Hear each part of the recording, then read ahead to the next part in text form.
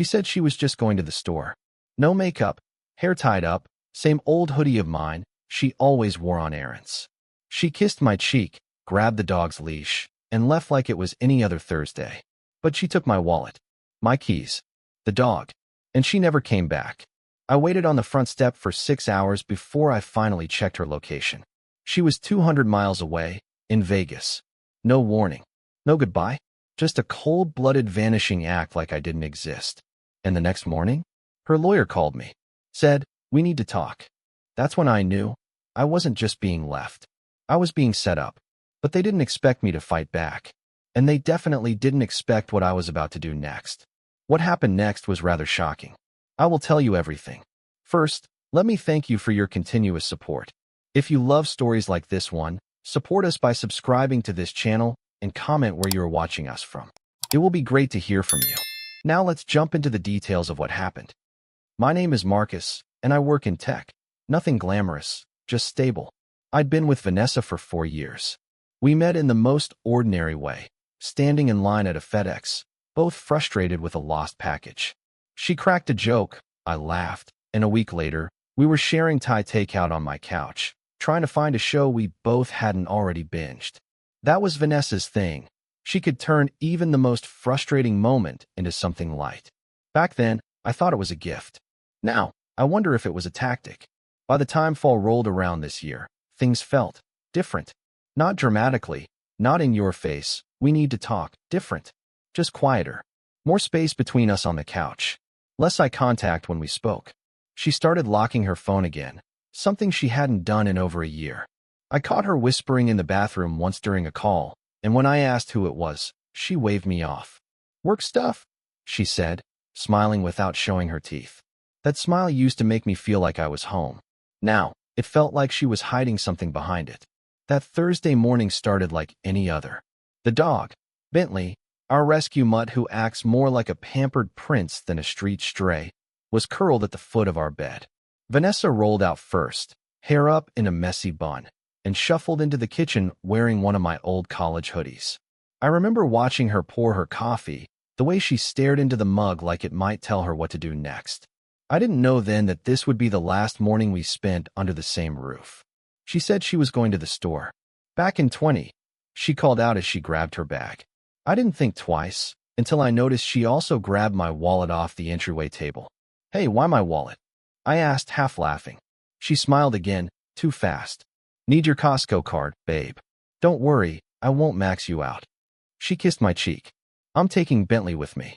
He's restless." I watched her back out of the driveway like normal. Not rushed. No signs of panic. That woman had a poker face like I'd never seen before. 20 minutes passed. Then an hour. At first, I chalked it up to traffic. Or maybe she saw a long line. Then maybe she decided to run a few more errands. No big deal, right? By hour 2, I started texting. Me, everything good? Me, did you forget something? Me, hello? No reply. I called. Straight to voicemail. That's when my stomach started to knot. By hour 3, I wasn't even mad yet. I was confused. Maybe her phone died. Maybe something happened. I tried to shake off the panic, but it kept creeping in like cold air under a door. Around hour 4, I started pacing the porch. That's when I realized she had my keys too. I was locked out of the house. No wallet, no car, no way to leave. Just me and a phone rapidly losing battery. I sat on the steps, watching the sun slide down behind the trees, waiting like a damn abandoned puppy. I tried to log into our shared Amazon account from my phone. Password was changed. Tried our streaming service. Same thing. She'd been covering her tracks. That's when I remembered Find My iPhone. We'd set it up for each other a year ago after I lost my phone on a weekend trip. I hadn't thought about it since. I opened the app, hoping she'd forgotten. And there it was. Her dot was blinking, 200 miles away. In Vegas. I just stared at the screen. The noise of the neighborhood, kids yelling, dogs barking, someone mowing their lawn, faded to white. My entire body went still, like I'd stepped off a cliff and was floating midair. Vegas? With my wallet, my keys, and the dog? I tried calling again. Straight to voicemail. This time I left a message. "Vanessa, what the hell is going on? You said you were going to the store. It's been 6 hours. You're in Vegas? You took my wallet, my keys, and the dog? Call me back. I knew she wouldn't. Not that night. I ended up crashing at my friend Jason's place. He lived across town and didn't ask too many questions at first, just handed me a beer and said, "You look like you just got mugged by a memory." He always had a way with words, sometimes too poetic for a software developer. I showed him the tracking app. He whistled low. Vegas? Damn, you think she's cheating? That thought hadn't even fully formed in my mind until then. It wasn't just the cheating, if that was even part of it. It was the setup. She took everything. She planned it. This wasn't a spontaneous girl's trip. This was a clean exit. She left me stranded. I don't get it, I told Jason, rubbing my temples. Why not just say she was leaving? Why all this cloak and dagger bullshit? Jason was quiet for a long time. Then he said, "Some people don't want to feel like the bad guy, even when they're doing evil shit. If she ghosted you in your own driveway, she gets to pretend she never saw the wreckage." That night, I barely slept. Every time I closed my eyes, I saw her backing out of the driveway again. That calm smile. That, back in 20, like nothing was wrong. The next morning, my phone buzzed. Unknown number. I almost didn't answer, but something told me to. "Hello," I said. "Marcus?" a man asked. His voice was clipped, professional, too calm. "Yeah. Who's this?" "This is Daniel Whitaker. I'm Vanessa's legal counsel." I stood up so fast the chair scraped the floor. "She hired a lawyer?" "Yes. She asked me to call you and set up a time to discuss a few matters regarding shared property, the house, and Bentley. The dog." He even mentioned the damn dog. I didn't say anything at first. Just listened to my own breathing. "We'd like to resolve things as amicably as possible," he continued. "Would tomorrow at noon work for you?" I hung up. Not because I was overwhelmed, but because I was done playing polite. They didn't expect me to find her location. They didn't expect me to dig. They didn't expect me to get angry. Not the quiet, simmering kind, but the kind that changes a man's spine. They didn't expect what was coming next. The moment I hung up, I just stood there. The silence in Jason's guest room stretched out long and heavy, like a stare from someone who knew what you were about to do, but wouldn't dare say it out loud. I didn't know what to feel. Anger was the loudest thing in me, but underneath it was something worse. Shame. Embarrassment. I'd trusted her. Loved her. And she left me on the damn porch like a dog waiting for his owner to come back from the gas station. Jason came in with a coffee mug, and that look he gets when he knows I'm trying too hard to pretend I'm okay. "You good?" She lawyered up, I said, staring at the carpet like it might split open and give me an answer. "Guy called me this morning. Wants to talk tomorrow. Property, the house, the dog. She's already dividing things like I'm a corpse." Jason handed me the mug. Guess we're past the misunderstanding phase. I didn't laugh. I was too busy thinking back, trying to pinpoint the exact moment I lost her. It hadn't happened all at once. That's the cruel part. It was death by 1,000 small withdrawals. One less text. One less laugh. Less eye contact during dinner. More time in the bathroom with the door closed. She'd been packing her things emotionally long before she ever touched a suitcase. And I'd been too damn in love to see it. "Do you think it's him?" I asked suddenly. Jason raised an eyebrow. "The lawyer?" I nodded. "Daniel Whitaker. Her friend from law school. The one she always said was harmless." Jason didn't answer right away. He sat on the edge of the bed, ran a hand over his face. "Look, man, I never wanted to say anything because I figured it was none of my business, but there was always something off about him. Too involved. Too available. And he always acted like you were the inconvenience in the room. That hit me harder than I expected. Like someone dropped a weight on my chest and called it the truth. I stood up, started pacing. So what? She fakes a store run, steals my wallet and my dog, drives to Vegas with the guy who's now representing her, and thinks I'll just sit here and hand over the keys to my life. "You gonna meet with him?" Jason asked. "Oh, I'll meet him," I said, but not empty-handed. I spent the rest of that day pulling everything I could together. Emails, texts, shared documents, anything she might have touched in the past year. I needed to see if she was planning this longer than I thought.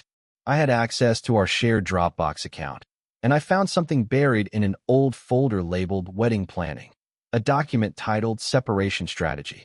It wasn't written by her. It was by him. Daniel. His name was at the bottom of the draft. It wasn't even disguised. I opened it and scanned through.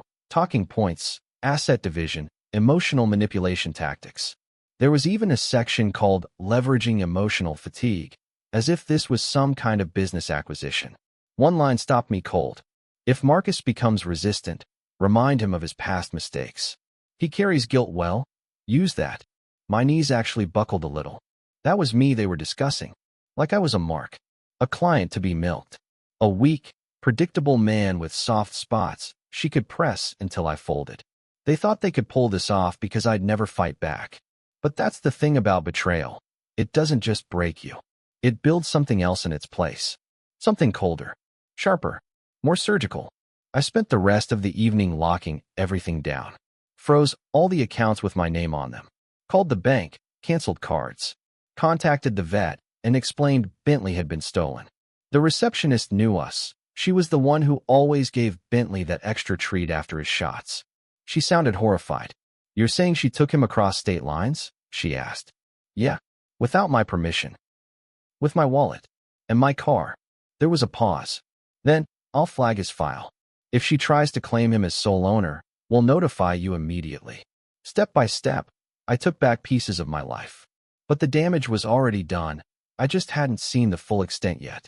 The next day, I walked into the law office where Daniel had asked to meet. It was slick, marble floors, cold lighting, that sterile smell that lawyers probably think smells like professionalism. It just smelled like bleach and pretense to me. Daniel came out to greet me, dressed like he was auditioning for a political ad. Navy suit, white shirt, gold watch that said, "You don't know what my house looks like, but it's bigger than yours." "Marcus," he said, extending a hand like we were two old colleagues. I didn't take it. "Cut the crap," I said, walking past him into the conference room. He cleared his throat and followed me in. "I want this to be civil." "Then you should have told her to take the bus to Vegas instead of my car." He opened a folder. "Vanessa's hoping for an equitable split. She's not trying to be unfair." "Is that what she told you before or after you helped her write the strategy document in the Dropbox?" His mouth twitched. Just a little, but enough. I slid a printed copy of the file across the table. "This," I said, tapping the page, "is conspiracy to commit fraud, identity theft, and emotional abuse. You want to talk civil? We can do that. But let's not pretend you're just her lawyer. You're part of this. And I have no intention of making this easy for either of you."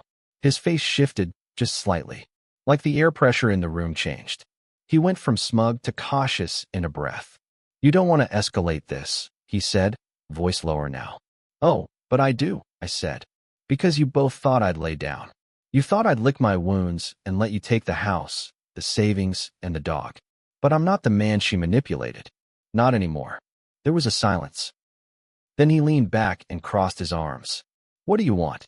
"Everything she tried to take, back in my name. The house stays with me. The accounts? Frozen until court decides. And the dog? She tries to file a claim, I file a theft report. And one more thing." "What?" "You don't get to represent her. Not after what I found." His face cracked. "Finally. You have no authority. I have enough for a bar complaint. Want me to file it now? Or do you want to recuse yourself voluntarily?" That was the first time I saw fear in him. He stood up. "I'll speak to Vanessa." "No," I said, standing too. "You won't. You'll let her speak for herself, for once." I walked out, feeling the kind of rage that doesn't boil over, but settles deep and cold, like a winter that doesn't end. I didn't know what she'd do next. But for the first time since she left, I wasn't just reacting. I was ready to fight. The strange thing about betrayal is how it makes you revisit everything. Every word, every laugh, every lingering look starts to feel like it had a double meaning you were too stupid to catch the first time. In the days that followed the meeting with Daniel, I found myself replaying moments in my head like reruns of a show I no longer enjoyed. I kept thinking about the last time Vanessa and I took Bentley to the dog park. She spent more time texting than tossing the ball. I thought she was just distracted. Now I knew better. She was making arrangements. There's something dehumanizing about realizing you were a contingency plan in someone else's escape route. I spent the next 3 days going through everything. Not just our joint accounts and emails, everything. I started with the small stuff. She had access to my cloud storage, and like an idiot, I had a folder labeled Important Docs. She'd downloaded PDFs of my car title, a copy of my birth certificate, even my social security card. All of it dated over a month ago. She'd been planning this for weeks, maybe longer. I started scanning our texts from the last 6 months. There was a stretch in July when she'd gone to visit her cousin in Arizona. She said she needed space, some sun, some time away from the city. I remember how much I missed her. I called her every night. She'd always pick up, always act tired, like the desert heat was melting her. I remember thinking it was sweet she still made time for me, even when she was healing. Well, turns out her cousin never saw her. I called her, Deanna, a loud and unapologetic woman who'd always liked me more than Vanessa. She sounded confused when I asked. She told me she was staying with you in July, I said. Deanna snorted. Please. I haven't seen that girl since Christmas. She said she was working through things with you and needed space. So where the hell had she gone? I checked our joint credit card transactions. Found a few hotel stays under her name. One was in Newport Beach, another in Reno, another in Vegas. All different weekends, different months, but always tied to a charge from a steakhouse or some bougie restaurant we never went to together. It wasn't just that she was leaving me. It was that she'd already left me. Mentally, emotionally. She was doing trial runs, practicing her exit in real time while I sat at home waiting for her to come back and feel better. The hardest part was realizing she used my money for all of it. There were charges I didn't recognize, subscriptions, clothes, a dog grooming service in a different city. She even had Bentley groomed the weekend she disappeared. Probably wanted him looking presentable for whatever twisted new life she was building. But what really gutted me was the email thread I found. Buried in her Gmail, under the promotions tab, like she didn't think anyone would look there. It was between her and Daniel. Subject line, final checklist before the move. Vanessa, make sure you've removed Marcus from the joint accounts before initiating the transfer. The vet papers should be signed and filed under your name only. Get that notarized before Thursday. I'll take care of the property paperwork once you're settled. Don't engage him if he reacts emotionally. Silence is leverage. You deserve peace. They thought they were smart. They thought I'd never see this. Jason sat with me as I read through the emails, his mouth tight and eyes dark. This is sick, he said. He's not just helping her leave. He's orchestrating the whole thing. I nodded. He's trying to reframe it like she's escaping abuse or something. Jason looked at me. You think she's going to try to play that angle? I leaned back in the chair, stared at the ceiling. I don't know, but if she does, I'll be ready. I filed a police report that afternoon, not just for the theft of my wallet and car, but for fraud. I attached the emails. I showed the bank charges. I gave them copies of the messages. The officer taking my statement was a no-nonsense woman named Officer Kim.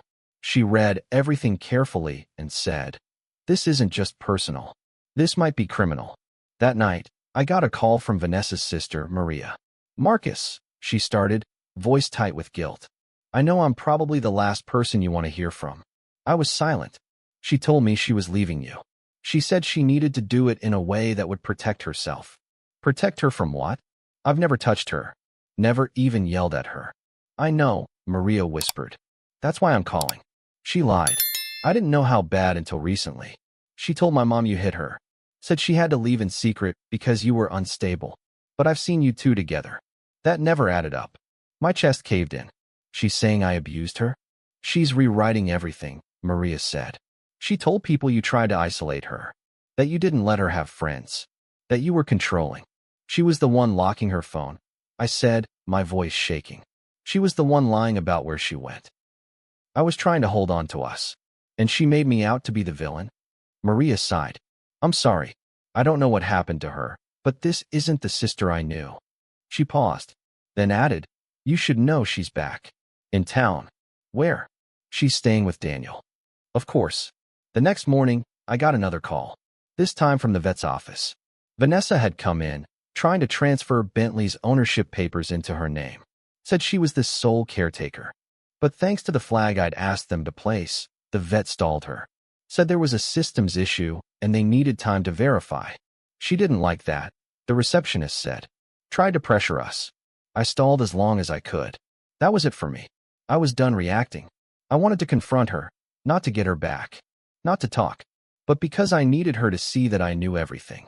I needed her to look me in the eyes and explain how the woman I loved became a thief in my own house. I sent her one message. Me, we need to talk. In person. You owe me that much. She replied 6 hours later. Vanessa, tomorrow. 5 p.m., your place. Just like that. Cold. Detached. Like she was confirming a dentist appointment. Jason was nervous. You sure about this? She's unpredictable. I'm not looking for closure, I said. I'm looking for clarity. She doesn't get to walk out of my life without seeing what she burned down. And maybe, just maybe, somewhere deep beneath all the pain and fury, I still wanted her to flinch when she realized I wasn't the fool she'd made me out to be. I cleaned the house before she came. I don't know why. Maybe it was habit. Vanessa never liked clutter. Maybe it was control, the need to reclaim something normal before walking into a storm. Or maybe I didn't want her thinking I was some broken shell of a man, drowning in laundry and takeout boxes since she left. I wanted her to see that I could stand on my own 2 feet, that I wasn't waiting on the porch anymore. She said 5 p.m. She arrived at 5:07. Of course she did. Vanessa was never on time. Being fashionably late gave her a sense of power, like she was above other people's clocks. But this time, I saw it differently. Not as a quirk, as a test. She pulled up in my car. My car. Parked it like she still owned the driveway. Bentley wasn't with her, and for a moment, I panicked, until I remembered the vet flagged the file. She couldn't claim him yet. Probably didn't want to risk me grabbing him back then and there. I watched her walk up the steps with that same calm expression she wore the day she left. She looked the same. Same long coat. Same sunglasses even though the sun had started to dip. Same aura of untouchable elegance. But I wasn't blinded anymore. She knocked. I opened the door and stepped aside. Didn't say a word. She stepped in like it was still her home, looked around, and actually said, "You cleaned." I crossed my arms. "You're not here to critique the housekeeping." She turned, taking off her glasses slowly, eyes scanning mine for weakness. "I'm here to talk. You said you wanted clarity." I gestured to the couch. "Then sit. Talk." She sat like she was sitting for a deposition, poised, practiced, like she'd rehearsed this moment. I stayed standing. There was a long pause. Then she sighed, like she was the one carrying the weight. "I didn't plan for it to happen like this," she started. "I didn't want to hurt you." "Then why steal from me?" I asked, my voice low but steady. "Why lie? Manipulate? Take my wallet, my keys, my damn dog, and drive across state lines like you were running from a crime scene?" Her eyes flickered.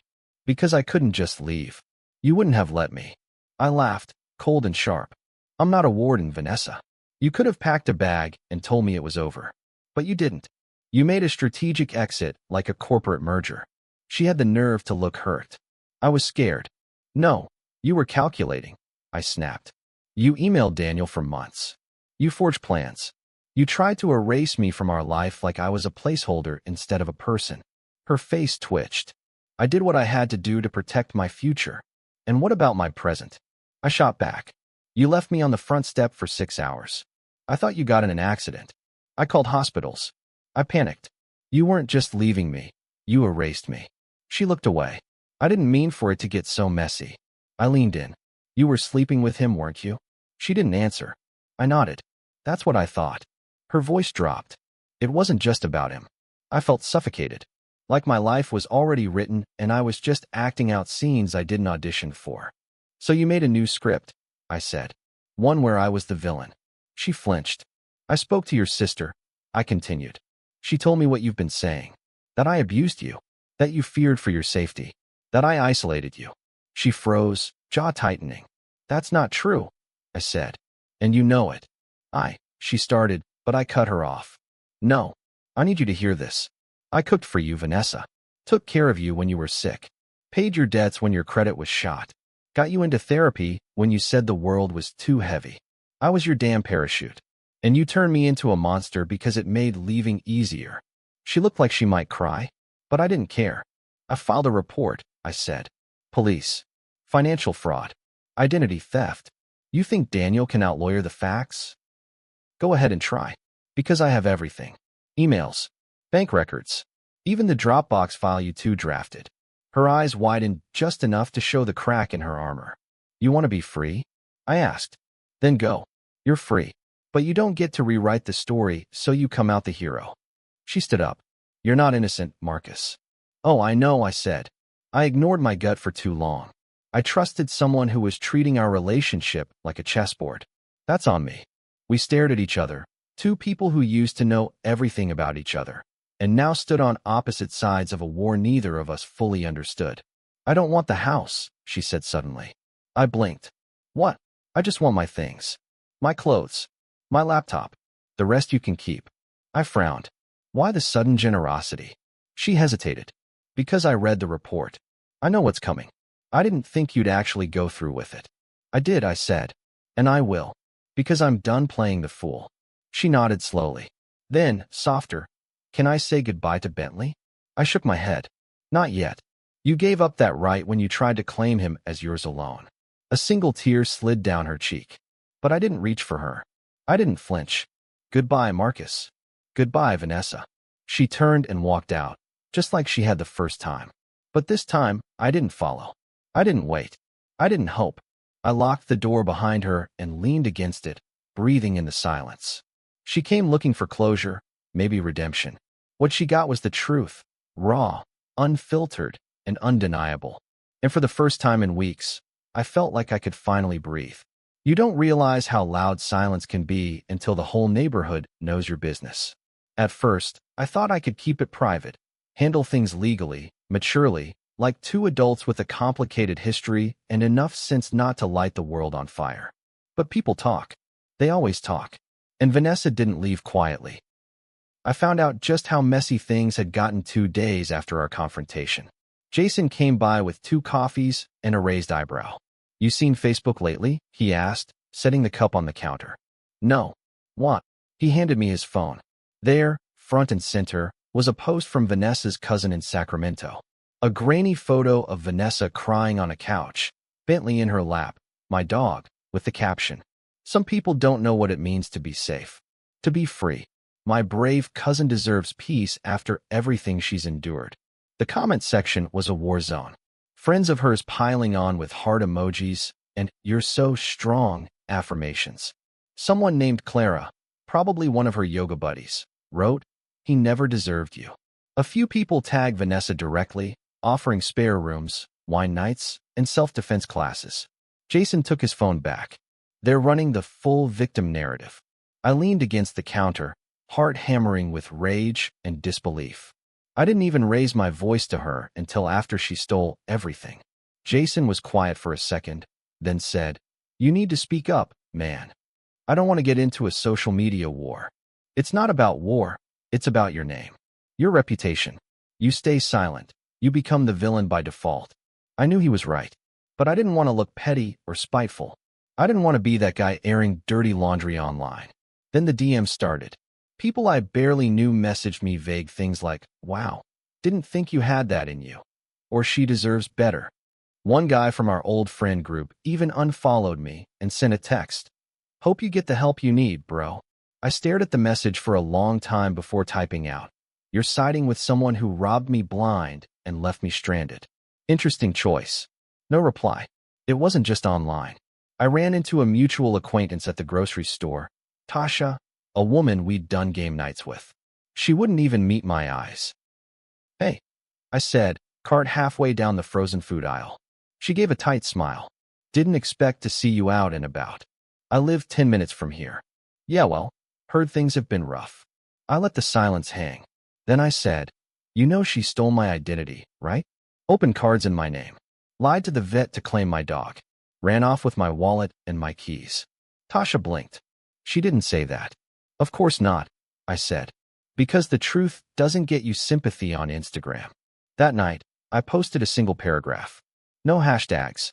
No dramatic photos. Just the plain, brutal truth. She didn't leave me. She abandoned me with no warning, no explanation, and no keys to my own house. She took my wallet, my car, and our dog, and drove across state lines. I have proof of identity theft, financial fraud, and a lawyer who was involved long before I knew she was even unhappy. If you believe in hearing both sides, I'm here.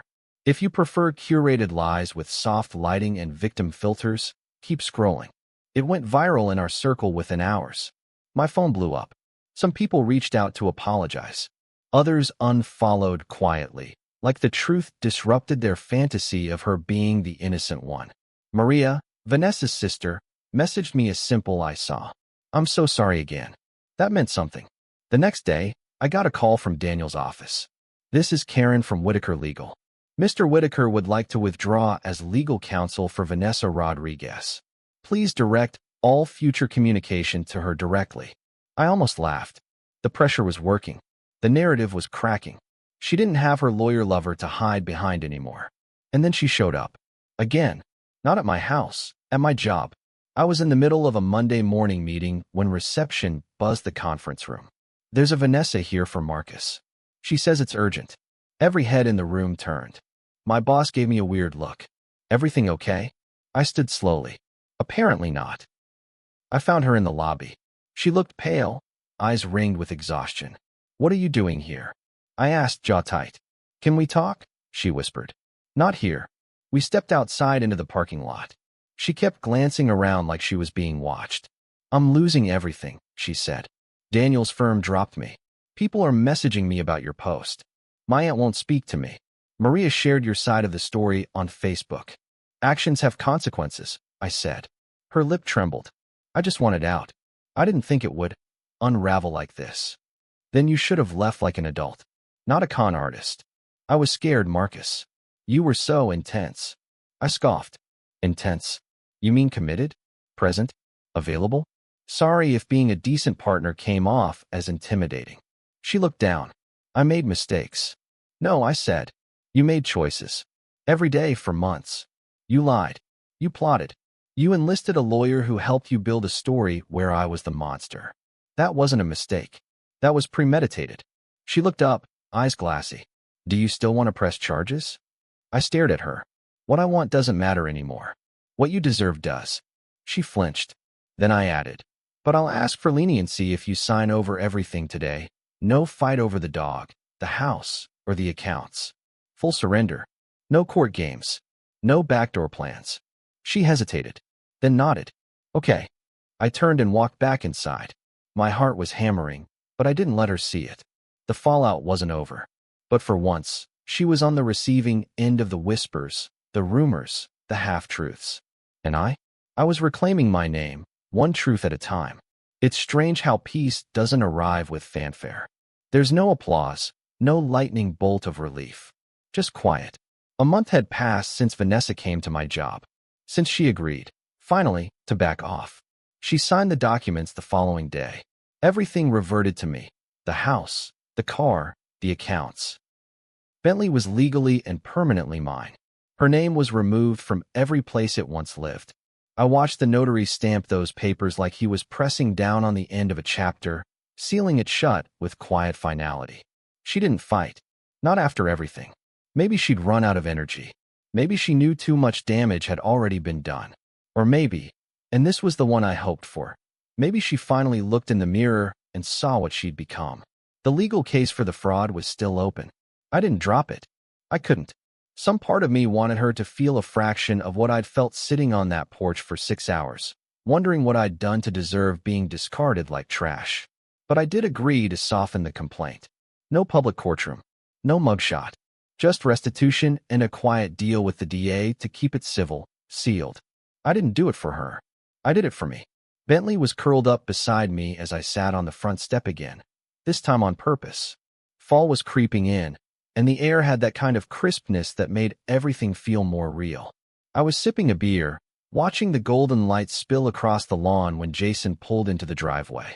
"You're turning into one of those suburban dads with front porch beers," he joked, handing me a bag of Thai food.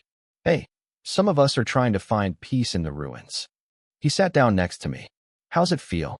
All of it being over?" I thought for a second. Like a bomb went off and I survived it. He nodded. "You know, she's been quiet. No posts. No damage control. She knows she lost. Maybe. Or maybe she's sitting in some rented apartment thinking she almost got away with it." I looked down at Bentley. "Almost doesn't count anymore." Jason leaned back, looking at the sky. "You think you'll ever forgive her?" I didn't answer right away. That word, forgive, felt too big, too soft. I'll forget her first, I finally said. Then I'll decide. And that's the truth. I didn't need revenge. I didn't need some movie-style takedown. What I needed was clarity, control, closure that came not from her apology, but from me setting boundaries and holding the line. I changed the locks, not just on the doors, but in my life. I was smarter now, sharper. I paid attention to the silences, to the glances that lingered too long. I didn't mistake charm for loyalty ever again. Vanessa had been a chapter, a long, painful, expensive chapter, but not the book, not the ending, just a cautionary tale in a life I was finally writing on my own terms again. And yeah, some nights I still wonder why. Why me? Why like that? But the answer doesn't really matter. Because I survived. She left me on the porch, hoping I'd unravel. I rebuilt the house around me instead. Have you ever trusted someone so completely, only to realize they were playing a long game behind your back? When someone turns your love into a weapon, the recovery is brutal, but it's possible. If you've ever clawed your way back from betrayal, drop your story in the comments. Let's remind each other, we're not alone, and we are never as weak as they hoped we'd be. Like, subscribe, speak your truth.